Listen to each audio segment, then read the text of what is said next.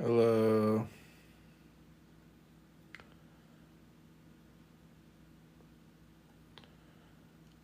That's one of his popular videos. Wow, 10K. Nice.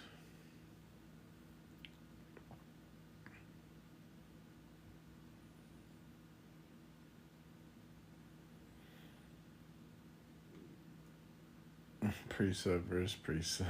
There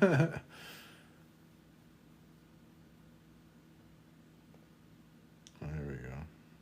I mean, I don't agree with you on tag, really, the transcendental argument, epistemically. Well, others. I mean, I don't think we have any other Roman Catholics right now. So, what do you disagree with? Oh, I'm not Roman Catholic, but No, I'm saying that there's not any other Catholics in line to speak. So, go ahead and make your point.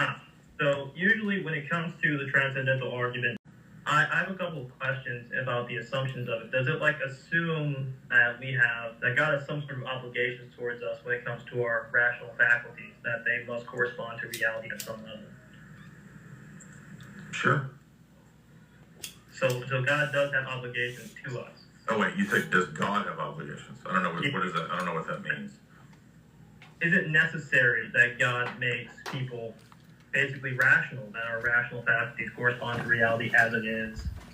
And because if by necessary you mean did God choose to set up the world that way because we're made in His image, and that thus we are rational like Him? Yes. If by necessary you mean was He under some sort of constraint of essentialism that He had to produce beings that way? No, because He created beings that are not rational. So there's no necessity to create all beings that way, but He chose to make man in His image, and so man has then a corresponding faculty of reason, which allows him to understand and study the world, and that the principles of the world match up to what's in man's mind.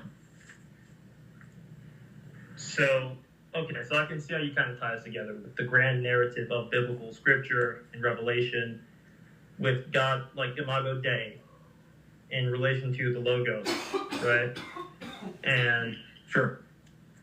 Okay, so I can kind of see. It's okay, but what's the problem for tagging any of that? So usually when people are making the presuppositional approach, what I usually see some people object with is a type of epistemic fallibilism.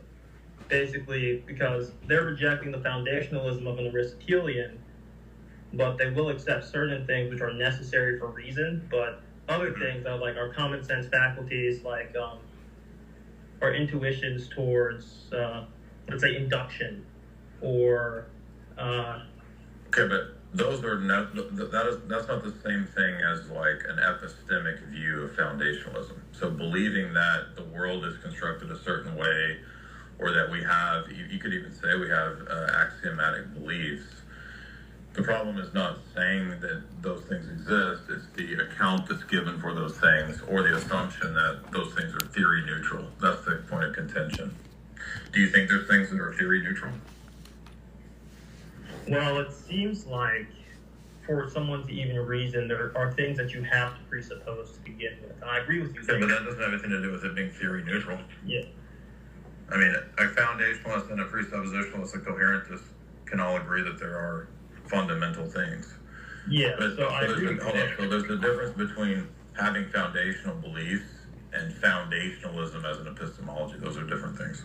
Yeah, so I was saying that I agree with you here, right, that there are things that are necessary for you to, be able to even have rational discourse. Like, there has to be, real resemblances at some level for you to talk about cats, dogs, women, men. Aristotle is a man, to even do that syllogism, you need that as a real thing. It can't just be like a concept in your head.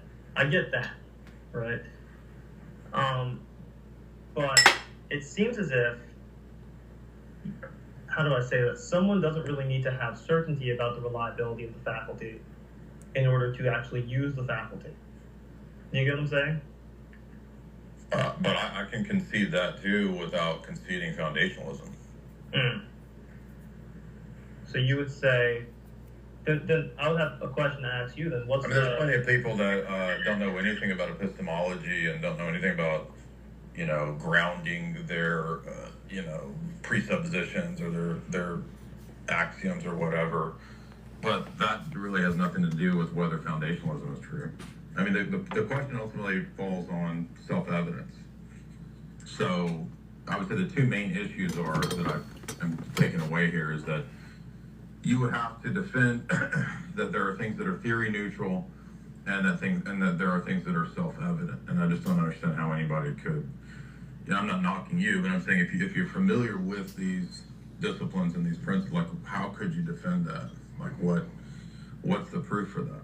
Yeah, I definitely don't think that these things are in some way self-evidently true, because that would just fall into the common sense reliabilism of someone like, let's say, Thomas Reed, who would just be like, this is just common sense, right?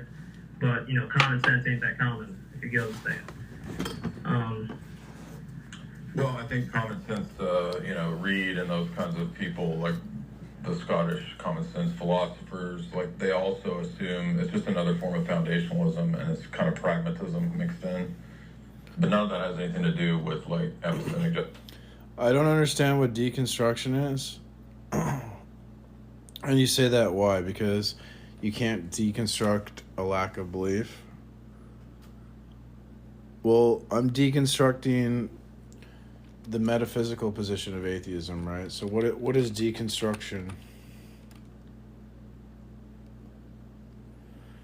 When we critically reevaluate one's faith tradition, we acknowledge doubts and questions, reject core doctrines of the faith, reject cultural beliefs that have become entangled with Christianity.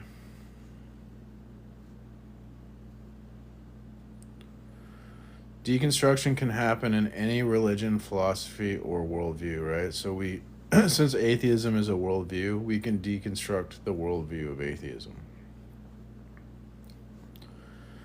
So we'll just raise questions about the legitimacy of the atheist worldview and deconstruct atheism. There you go. Not really an issue.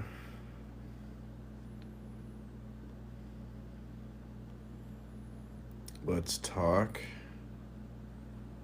What do you want to talk about? Christianity is founded on non-consensual impregnation of an unconscious child.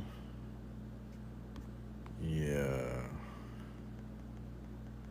But I'd have a real interesting conversation with you. Don't bother with this guy. He's a weak-minded coward. Just go on with your day. Ignore all the proof for God. Just pretend that atheism is real.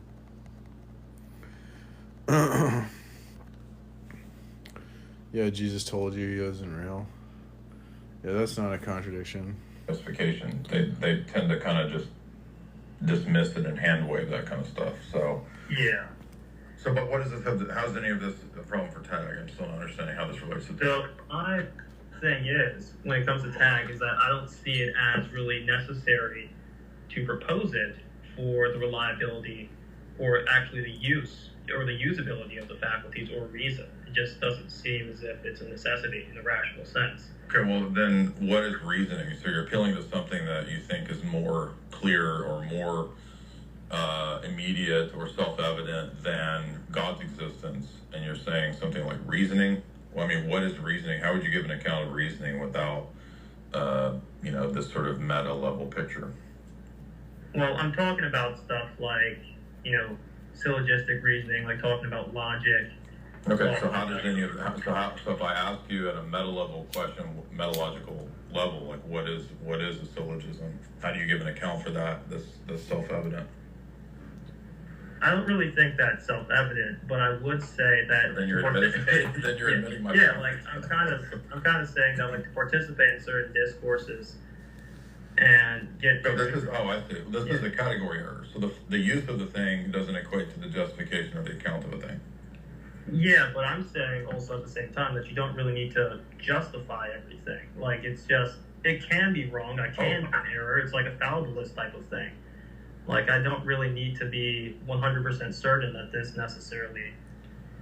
It leads to skepticism at the end. No, it doesn't lead to skepticism. It's a refutation of skepticism. So I think you're misunderstanding. Like what you just said would lead to skepticism. Yeah, I'm talking about myself. That my view leads to skepticism at the end of the day. Oh, well, then that's self-refuting. That's a defeater for knowledge. Well, that's true. The problem would be that you have to reconstrue how you even conceive of knowledge to begin with in a Well, so wait, you're admitting that your position leads to skepticism versus I admitted that openly, type of epistemic skepticism. Well, I'm just surprised that you said that. So this is why Tag is legit. Because your position is what it leads to. Oh, okay. Well, then, so you don't have to justify. If you don't have to justify knowledge, then you can't do argumentation, and I can be arbitrary. Yeah, I also don't believe that. So it's this really weird position I'm in as a person. I would call myself a type of fallibilist. That it's okay. Ought we accept fallibilism? Ought. I don't believe in moral oughts. But okay, well that's another impossibility, because if there's no oughts, then you can't predicate the true versus the false. You can't say the good versus the bad, and that would undercut any kind of debate or argumentation. I would also disagree with that. How would you disagree if you just said that you don't believe in oughts? Well, the thing is, when it comes to oughts and talking about truths, I'm not saying that you ought to believe in any particular thing. Right, so there's no logical. There's no logical force to follow the true versus the false, and therefore your fallibilism isn't true. It's, how do I say this? Something not being, that you ought to follow the truth does not necessarily mean that that's not particularly true. I think that's a little bit a jump in reasoning there. So just because I don't believe in let's say oughts, that I ought to do X, Y, or Z does not mean that. Okay, but every argument that you make, you're trying to, the presupposition is that your position is true and that people ought to follow it. And then you're saying, but there's no oughts and you ought not to follow it. Okay, cool. Then I guess there we go. that precludes the possibility of debate. Exactly.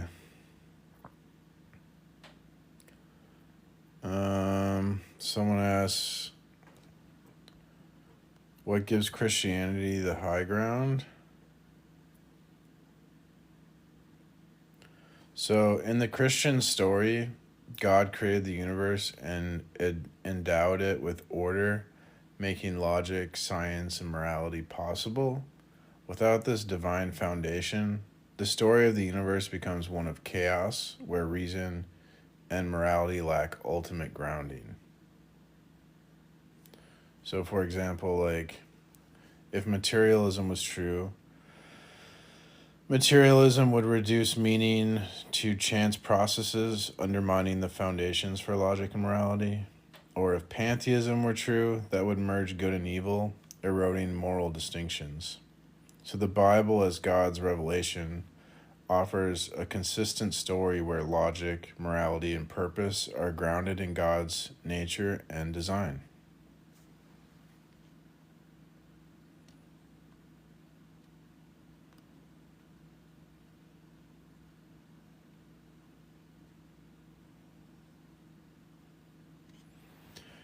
We don't need a God to understand that things have a welfare and are vulnerable to harm. What? Yeah, you would need a God to understand your experience, because logic is required to understand experience, and you wouldn't be able to ground logic without the Christian God.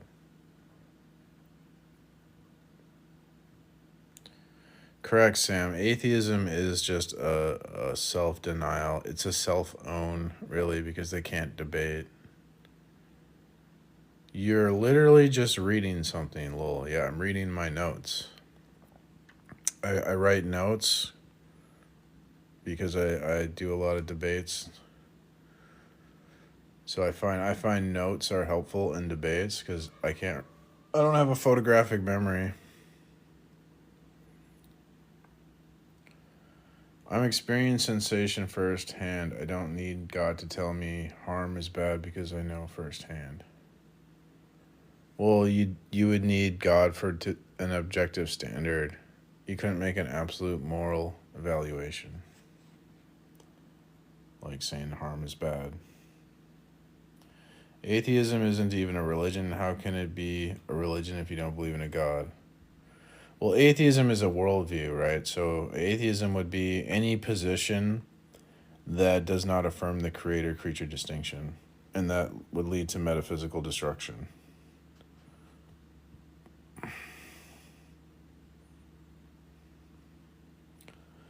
I mean, I can debate the theory of Christianity and where it came from all day. What? I make a transcendental argument for God. Yo, I'm not gonna judge like how God says not to judge, but even PPP. What? You need to grow stronger in faith. Help. Why do you need God for objectivity? That's baseless, and I'm not even an atheist. God's needed for objectivity because ultimately, it's going to be that either the mind of God first rationalizes facts or the mind of man first rationalizes facts. And this should just be obvious, right? That if it's the case that the mind of man first rationalizes facts, that's going to lead to subjectivity, right? Because everything will be based on a human opinion. So without the mind of God to first rationalize facts and evaluate and interpret reality, we wouldn't have objective knowledge. This is why an analogical relationship between us and God, being made in God's image, is necessary to know anything. And therefore, Christianity, the Christian worldview, is a transcendental necessity. Bro, Mars, bro, I want you to know that you're the funniest person on this app, dude. Thanks, man. I try to make people laugh. Bro, you you made like a crazy comment on Venus's her chest, right? And then right before you got kicked, you were like, I'm making an argument. Bro, it was perfect timing, bro. I was laughing for like a minute straight, dude. Well, she's very proud of her assets, and I can understand why. So she's one of my favorite atheists. Hey, clearly, she clearly is. But yeah, man. All right, though, keep Yeah, man. Yeah, but to touch on the subjectivity part, if the atheists like to say that logic is going to be dependent upon a mind, right? Well, that's going to run you into a lot of problems because my mind isn't your mind, is it? Yeah, it won't. Logic couldn't be universal. Yeah, that would be a problem. Exactly. So, yeah. There's a lot of one simple way to highlight this is you could say when they say if they say logic is something that human minds create, you could ask the question, well, is it logically possible that there's a world without any humans? And if they say yes, which they should, you just say, oh, you just admitted that it's logically possible there's a world without logic, which is a contradiction. That kind of highlights the absurdity of it. But what you said, Jack Bob, is also true. Yeah, it wouldn't be universal if it's dependent on a human mind. Welcome. Hey, what's up, man? Chilling. Yeah, so I'm just the whole concept of God. What is a God then? What are you defining God as? Because this concept that you need God to have some sort of objective truth to the universe is kind of a big out of nowhere there's no logical foundation to that. No, it's objectively proven we make a transcendental argument for God. Well, you can't prove God. That's just a fallacy right there. You're starting off with a fallacy. It's not a fallacy. Well, first, can you define God so that you can prove what you're proving? A simple definition of God would just be a necessary mind that created the universe. So your supposition is that thought precedes matter. Well, I'm saying that these things are transcendental that have to exist prior to human experience because they're necessary for human experience. Things like logic. Right. But see, what I'm saying is that, like, I'm not even getting to what I'm saying because I'm trying to ask you what you're saying first, so that I can understand where you're trying to come from. And what I'm saying is, like, what you're saying doesn't make sense on its own face, in that, like, you have to define what God is by more terms to use it as a foundation for objectivity. You can't just say it's a mind necessary. Like, what makes it necessary?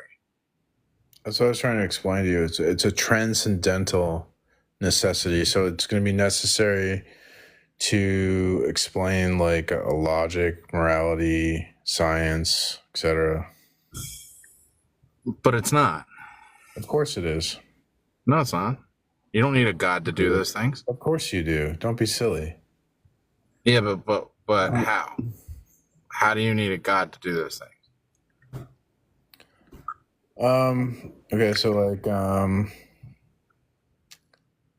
logic is going to be correct thinking about the world, right? Well, I don't know about correct. I don't know if I would define logic as correct thinking about the world, but okay. I'll follow. So logic has to be true prior to human experience. So we call it, that means it's transcendent. So, but it also has to be true for human experience. Like we have to be able to, we use logic to identify things. And if we couldn't identify anything in our experience, we couldn't experience anything, because identity is necessarily true prior to experience. See, that's where I would argue very vehemently against you, where you believe that you need your brain to set up this, like, structuring for you to, like, actually experience what's happening. No, I mean, there is this sense of, like, no. You're misunderstanding. I'm saying that, like, identity has to be true in like a metaphysical sense prior to our identity experience. doesn't have to exist. Yes, it does. No, it doesn't. You don't know what you're talking about, because the Sure, I concept. do. I can tell you what I'm talking about. Sir, you're a low information person. So the concept of identity underpins rational thought. For us to process or analyze our experience, we rely on logical consistency. So without identity, logical analysis of experience would collapse, as there would be no consistent things to analyze. Okay, so can I give you a opposing framework to that's existed for thousands of years? No, that would just be lying. No, it wouldn't. Okay, you're right. What I'm saying is correct. No, you're right. You're right. No, what you're saying is correct because you said it.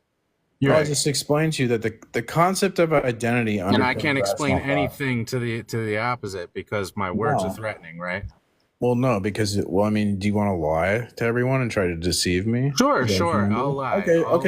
Go ahead and deceive if you the audience. would allow me, go ahead and lie. Yes, go ahead and lie. Go ahead. Okay, so first off, like, a lot of what you're saying is based off of the conceptual limitations of the language that you're using to describe them. So firstly, like, in English, for instance, you need a subject and a predicate, right? For like, basically you need a subject and a predicate for the sentence to exist. You need something to be happening to something else. So that you need one thing to be affected by an outside source for anything to, quote unquote, happen. And that is a logical fallacy that is inherent in the build of the language. So when you're describing these things, you're actually just basically limited by the English language.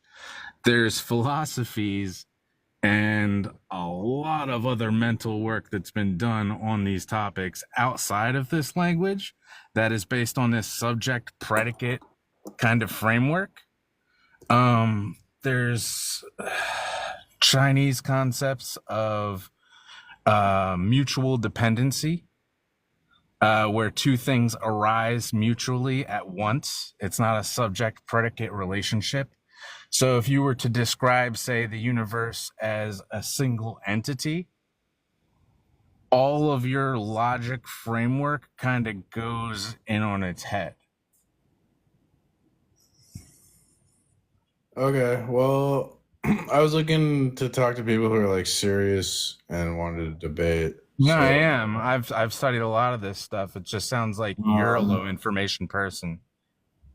okay. Well, thanks for sharing those lies and bullshitting. Thanks for that. So I guess You're not ready for that one, huh? Okay, I'll leave now. Bye. Okay. Good Lord. What is wrong with people? Like, oh, I could experience without identity. Slow boys, man. What are you gonna do though? I wish you well. Like, hopefully he's very good looking, or her. I don't want to misgender. Hopefully they're attractive, because if that person has to rely on their logic to get through life, oof, that's gonna be rough. It will be rough. Hey, so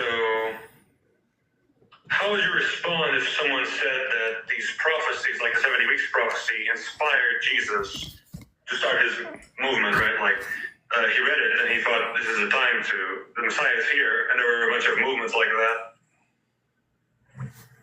Like the Life of Brian thing. People expected the Messiah at the time. Well, I mean, I think there's all kinds of things that, I mean, it's not like there's just a couple of these. There's so many prophecies throughout the Old Testament that it's more than just, hey, could we find a dude born in this town who could act this way? I mean, there's a lot more than that, right? There's a certain genetic lineage that has to happen. I mean, there's certain. Let me give you another example. I mean, there's the prophecy not just about Jesus, but that the world would honor his mother. So did they trick everybody into honoring Mary? I mean, Mary prophesies, everybody will call me blessed. I mean, they read those things and they thought we're supposed to do this stuff, right? Like, they thought he was a Messiah, and they said that they're supposed to honor his mother, so they said, we gotta honor Mary. Because it says, I'm saying the prophecy specifically says that the nations will call her that.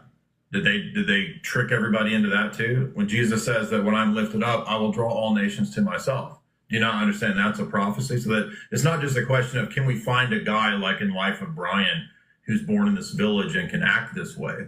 There's all these other amazing elements that also are part of this. For example, all of these prophecies that talk about the nations worshiping the God of Israel. How would all the Gentile nations worship the God of Israel?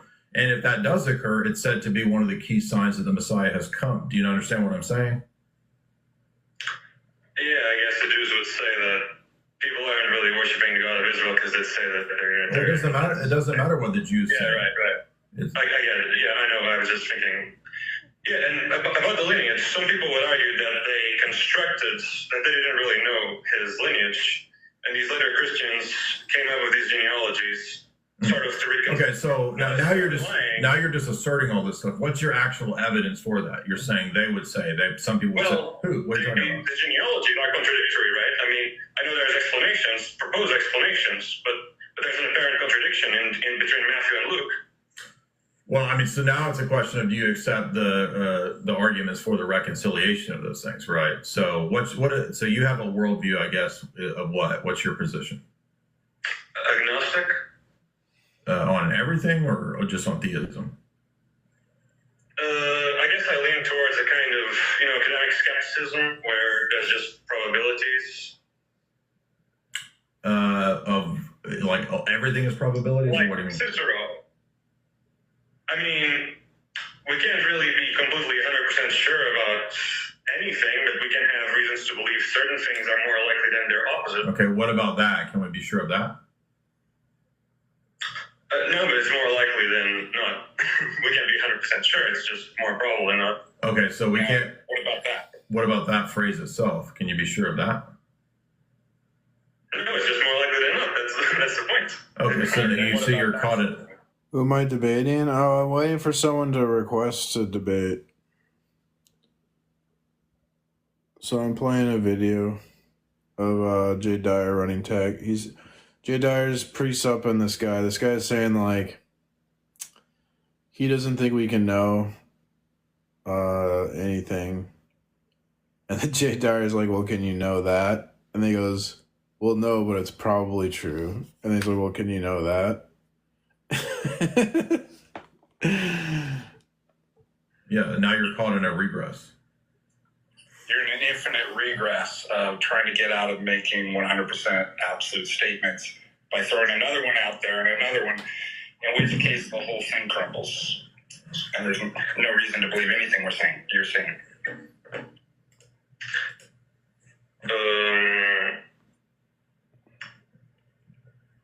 Is that right? I mean, it's not. Cannot people believe what they want to believe, Mark? Wait, who are you talking to? I mean, sure, people can believe what they want to believe, but, I mean, presumably you want to have true beliefs. And so we debate to see who has the true beliefs. And guess who has the true beliefs? It's the Christians.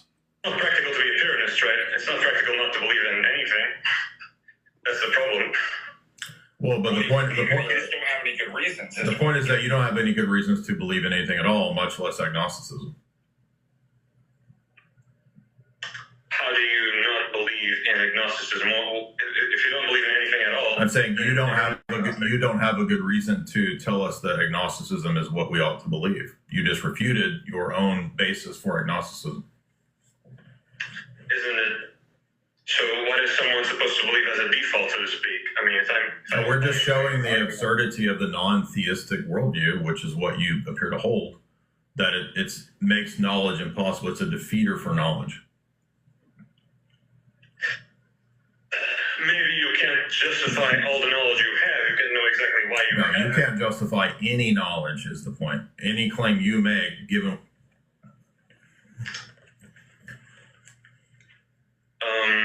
So why would I listen to you about your? Why would I listen to your arguments about your account of history and the Hebrews and Jewish Messiah and all this revelation and whatnot when I don't have any kind of coherent argument from you about how knowledge is even possible? I don't think you have an explanation that's any better. Well, I don't from the outset propose things that I don't from the outset propose things that make knowledge impossible, and you do. So I'm in a much better position. I mean, someone could argue that your beliefs also seem kind of absurd in many ways because the world seems to be, I mean, this is all stuff that I didn't come up with, but the world seems very unjust, for example, right? Like the wicked prosper and the good people suffer. So this idea that you've got a God monotheistic. And what is your standard for justice? That's an internal critique of your view. I'm not taking An internal critique is not a standard for justice. Yeah, but I'm saying your own worldview seems. You're not in a position to critique my worldview when you don't have a basis for knowledge at all. Hey, what's up, Tab? I'm listening to Jay Dyer running tag. Because Waiting for an atheist to maybe argue, but they typically don't want to. you're using things that are unjustified on your worldview, like logic. What's your account of logic? I don't even need that. If it's an internal critique, it's like you can tell. No, you do need that. So you can't even do you can't do an internal critique without relying on something like a principle of logic. You can tell a Protestant, for example, that sola scriptura is not found in Scripture. You need to be able to believe in Scripture to see that. Now, that's a false analogy because doing an internal critique still presupposes some usage of logic to make the he left. No, I just need to use your logic. I don't even need to. There's no such thing as there's no such thing as my logic. That's not even my logic. No, logic is not my system. Logic is a universal category that's used for all argumentation. So you're absolutely wrong. Do you understand that to make a critique, even if it's an internal critique, you're still assuming logic? You could be arguing against logic by saying that logic has, by making an argument that logic has no foundation, for example. Correct. Yeah. Aristotle points out that that's self-refuting. But that's not a justification for logic. What you're... I'm not saying I'm justifying logic. I'm saying even if I can't explain certain things... No, you can't explain that. You're not even missing. You're not getting... You can't make sentences. You're not in a position to justify the usage and making of sentences. It's even more radical than that. So why should I listen to anything that proceeds from your mouth when your worldview has no account for logic, sentences, meaning at all? Wait, I don't over talk people. What do you mean? It's my live. I'm allowed to talk on my live. These people come on and they don't let me talk. Face reveal, you want to see my face? Probably look like crap right now.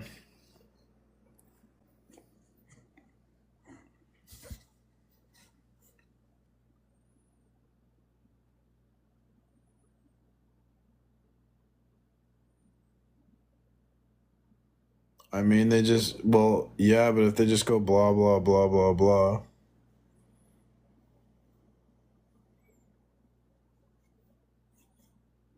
My hair's kind of messed up. I've been wearing a hat all day. I mean, most people would say that...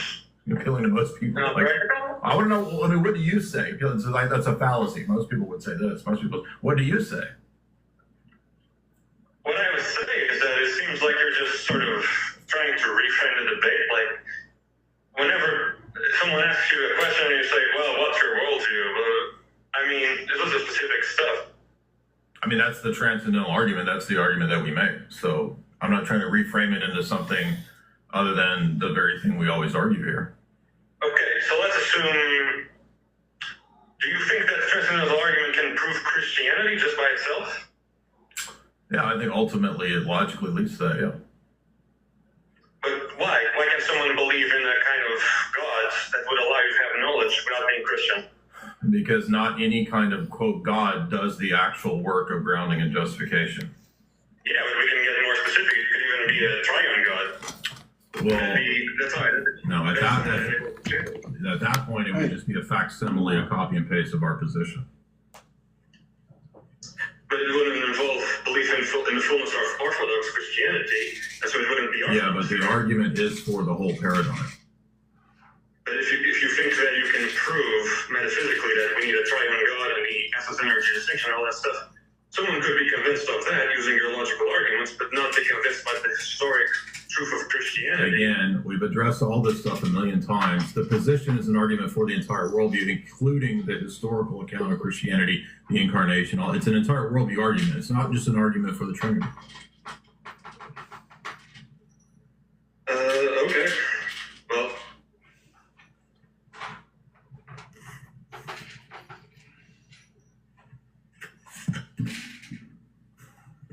He left. He left. Pretty much. They don't know how to argue against it. They don't get it.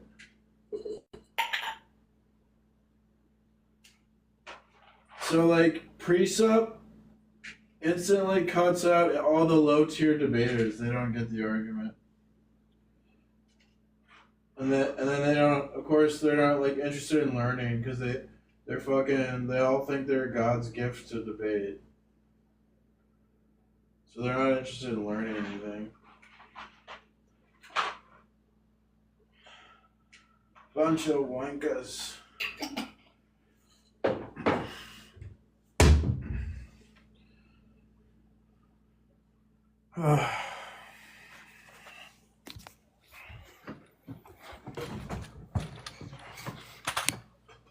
There's that.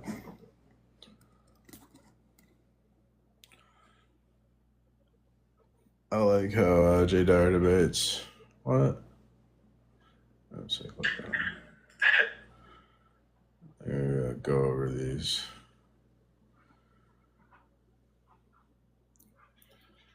I like watching him debate.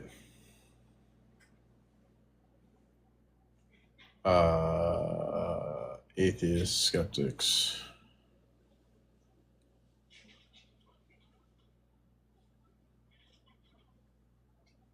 There's some videos of there's a video of J Mike here. This is supposedly J Mike, but it's not. Apparently, J Mike says it's not him. Go ahead. Got to unmute. Hi, Jay, can you hear me? Yes, sir. Jay, I was watching your debates with Matthew and whatever. But would you say that atheism is impossible? Logically impossible? Like, no, when we say the word impossible, we mean like when we say atheism is impossible, right? You would say that entails a contradiction. We've already addressed this like multiple times. So did you just want to repeat the argument? It's a metalogical argument. Go ahead and address it. Right. Well, I've addressed it many times, but your argument rests on the What argument? The argument that you're going with. I already know this is J Mike's argument. The argument rests on the assumption that everything is. You're not going to let me finish. So it's a first. It's not a first. Right. So the argument is about the possibility of logic at all, not a first order logic argument. Okay. That's the addressing of your objection. What's my objection? That the proposition or that the belief in atheism does not entail a contradiction. Where these debates are on a YouTube channel, JIUB, and it has clips from Jay Dyer's live streams. Prediction. That's where you're arguing, right? That's not what I said. That's the argument that you guys made, That right? atheism, not the belief in it. Okay, so now you want to haggle over words. No, it's not haggling. It's actually. It is haggling. You're haggling over words, and I've already addressed this many times. It addresses metalogical questions. That's fine. I understand that. Okay. But the thing is that you're also making the other claim, right? The first order logic claim that atheism is impossible logically, which would mean that it has to entail. You don't even know what it means in terms of justification. Contradiction. Like, who's out there of us thinking it doesn't entail a contradiction? What's the contradiction? The contradiction is if the denial or the non-acceptance of the necessary condition for the possibility of knowledge, what you're doing is you're both affirming that and denying that condition at the same time. That's a contradiction. Well, hold on. That would just be a contradiction in the beliefs of the said person, which I just addressed, right? Even if I was to take that as true, that would just mean that one person. No, the lack of Hold up. That would just mean that one person has contradictory beliefs. I'm talking about the worldview of atheism. And I just said that. Yeah, you said that. Now he's changing the subject to an individual atheist as if it's not addressing the actual claims. Yeah, this is like me saying atheism is impossible because Jay Dyer has some contradictory position. I never said that. That's not what we're arguing. So that's exactly what you said. No, it's not. But it is. He said that some person. This is the reason it applies to everybody is because it's prior to argumentation. Because it's a metalogical argument, it's about the possibility of logic at all. That's the point. Who's El Rosso Ray? Is he an atheist? Applies to any. That applies to any position. That applies to any position. Yeah, that's fine. So, Ananias or whatever. Okay, so that presupposes that knowledge is even possible. How would this go through on an epistemological nihilist? Do you think we haven't addressed that? Do you know how many times epistemological nihilists have called in? All right. I mean, I guess I could go. There's not very many people here. Guess I could go debate him.